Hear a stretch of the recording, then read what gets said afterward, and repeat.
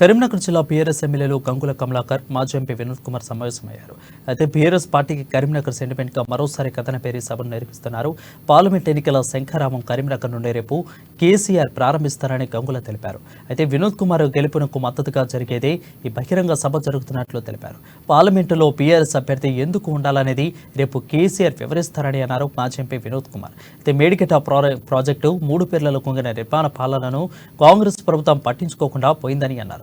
ఇక నుండి 3 పిల్లలను అడ్డు పెట్టుకుని రేవంత్ రెడ్డి ప్రభుత్వం రాజకీయం చేస్తుందని ఫైర్ అయ్యారు. రేపు 4 గంటల వరకు ఎస్ఆర్ఆర్ కళాశాల ప్రాంగణంలోకి వచ్చి ఈ సభను విజయవంతం చేయాలని చెప్పేసి కోరటం కోసము, పిలుపునివ్వడం కోసము ఈరోజు మీ సమావేశం ఏర్పాటు చేయడం జరిగింది. తెలంగాణ రాష్ట్రం ఏర్పాటు కావాలని ఒక పవిత్ర లక్ష్యంతో టీఆర్ఎస్ పార్టీ అనేది స్థాపన జరిగి 2001లో టీఆర్ఎస్ పార్టీ స్థాపన జరిగిన తర్వాత ప్రప్రథంగా ఒక సింహగర్జన పేరుతోటి సమావేశం ఏర్పాటు చేసింది. రేపు